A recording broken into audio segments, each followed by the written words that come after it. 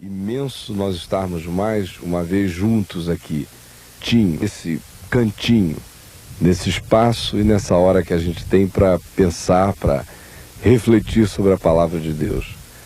É interessante como a luz é extraordinária, a gente não vive sem ela, mas ao mesmo tempo ficar assim, cara a cara com ela, os olhos ficam meio fechadinhos como o meu, o sol está meio a pino, batendo nos meus olhos, aí eles dão essa fechadinha, por uma razão simples. Eu tenho limite até para encarar a luz. A misericórdia de Deus é tão grande que Ele é luz absoluta, mas Ele vai revelando a luz dele a gente de modo que a gente possa não ficar encandeado e ofuscado e cegado pelo impacto da luz.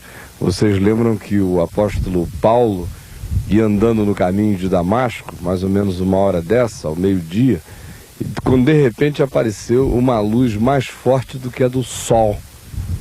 E ele ouviu uma voz que provinha ali de dentro daquela experiência e que dizia: Saulo, Saulo, por que me persegues? O resultado é que ele levantou cego e ficou algum tempo sem nada ver, até que oraram sobre ele e escamas como que ele caíram dos olhos e ele voltou a ver. Esse encontro e esse impacto assim direto com a luz às vezes deixa o indivíduo completamente atordoado. E é o que eu noto que acontece com um bocado de gente em situações diferentes. A pessoa começa a ouvir, por exemplo, a palavra de Deus, que é luz para o caminho da gente, é lâmpada para os pés e é luz para o caminho. Mas alguns, no primeiro contato, ficam experimentando essa síndrome do choque da luz. E completamente atarantados e perdidos e sem saber o que está acontecendo com eles. Nesses dias, aqui em Brasília, eu vi uma coisa muito bonita acontecer com uma pessoa que de repente disse que a luz acendeu para ele de uma forma tão forte e o impacto foi parecido com esse. Ele disse que entrou em pânico.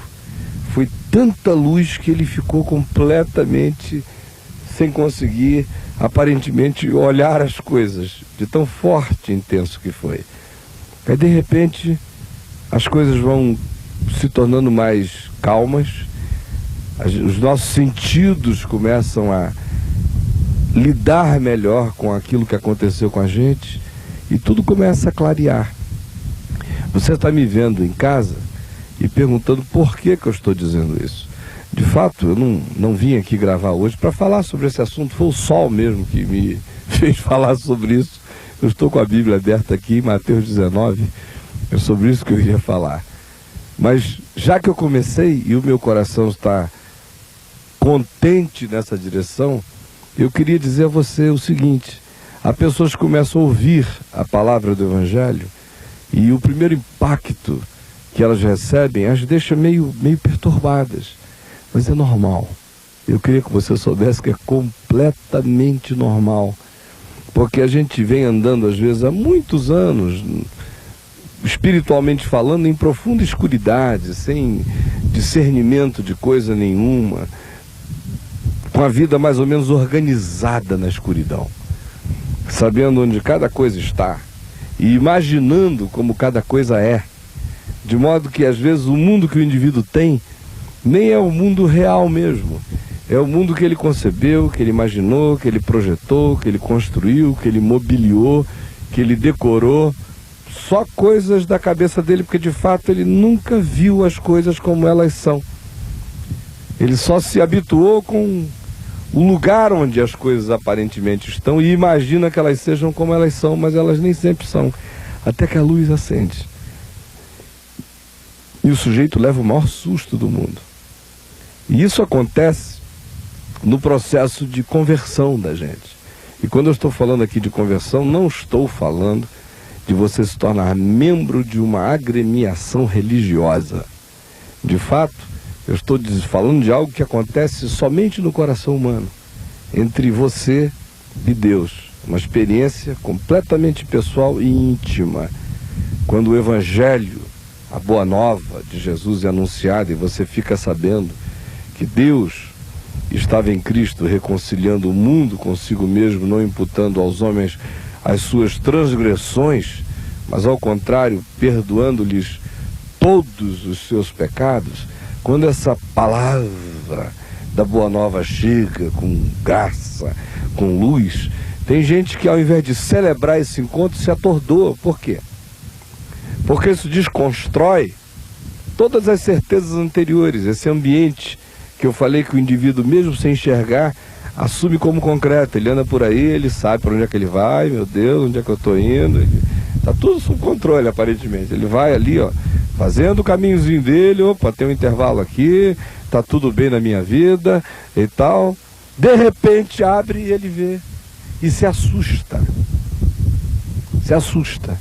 É lindo, mas não era como ele pensava. A vida tinha outros conteúdos e outros significados e ele se apavora e entra em pânico. E provavelmente haja pessoas me vendo e ouvindo agora que estejam neste momento da jornada. A luz acendeu. O cara disse, meu Deus, não é nada daquilo que eu pensava. Tudo que me diziam antes era apenas construção religiosa de uma coisa destinada a manter mentes humanas sob controle, sob manipulação, a uma série de regrinhas, dá um sentimento de estabilidade, de confiança, de tranquilidade. Parece que se obedece uma determinada mecânica espiritual e se cumpre alguns ritos e se pratica alguns comportamentos, então está tudo sob controle, o nosso contrato com a divindade está firmado e validado, e mesmo que eu não esteja sabendo de coisa alguma, eu vou aqui tateando no meu corrimãozinho da religião, aparentemente com tudo seguro, aí pô, acende a luz. É lindo, mas é apavorante, por uma única razão. Você descobre que o caminho que você vinha fazendo até então era simplesmente um corrimão. E agora, mesmo que se tenha aberto para você um mundo de novas oportunidades, a alma está viciada na mediocridade, viciada na pequenez, nos hábitos da cegueira, nos condicionamentos da escuridão, viciada em viver tentando pegar alguma coisa. E uma das maravilhas da luz é que você pode andar, você não precisa mais ficar desesperado como se tivesse um buraco em cada lugar. Você simplesmente pode ir tranquilamente. Mas quando o cara ficou viciado no corrimão da religião para guiar a cegueirazinha dele, ele entra em pânico quando os olhos se abrem, porque todas aquelas certezas anteriores são desconstruídas, e o indivíduo, por mais iluminado que esteja e livre, o indivíduo fica viciado naquelas certezas da escuridade. De fato, ele não vê nada, mas está seguro de que as coisas estão onde elas estão, porque ele toca nelas. Aí o mundo se abre, é maravilhoso, mas o pânico se instala, porque há muita gente que prefere se deixar conduzir pela vida por um corrimãozinho religioso do que ter a própria chance diante de Deus e com a sua consciência de andar no caminho, com fé, ele mesmo, com a consciência que Deus lhe deu, decidindo e discernindo as coisas, sem precisar de amuletos e nem de condutores especiais e nem de bengalinhas. E isso vicia. É por isso que eu disse que há pessoas que estranhamente recebem o benefício de enxergar e entram em crise e entram em pânico, porque isso implica numa desconstrução de coisas anteriores e a pessoa se sente assim, meio como que no vazio. E talvez seja assim que você esteja se sentindo, diz, meu Deus, tudo isso é verdade, mas o que eu vou fazer? Como é que eu vou andar agora? É aquela tal da crise da liberdade. Liberdade gera vertigem. Olha só, aqui a gente tem uma descida e o lugar não é alto. Mas há pessoas que, se colocadas aqui subitamente num lugar como esse, entram em vertigem. Você quer saber que tipo de gente? Eu fui a Bangu durante 3 anos, com alguma regularidade.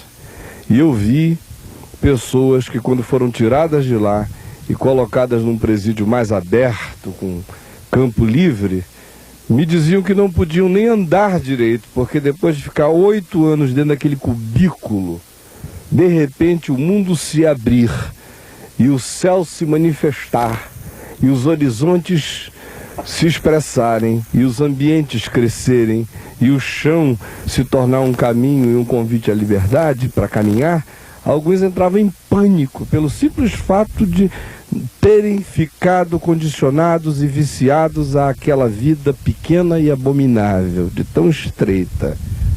Se esse for o seu caso, não tema. Você está ouvindo a palavra do Evangelho? Creia. Esse impacto inicial é assim mesmo.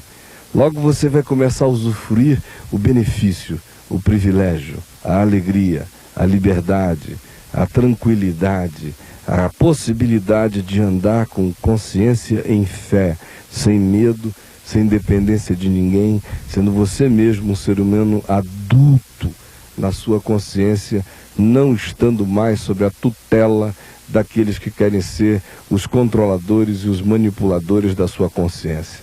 Essa é a palavra do Evangelho. Essa luz chega para clarear. O primeiro impacto pode até deixar você meio atordoado. Fique calmo e fique tranquilo.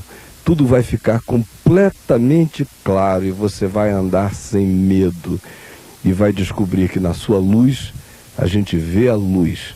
E se a gente o segue, pode andar com total tranquilidade, porque as trevas já não nos alcançarão para sempre.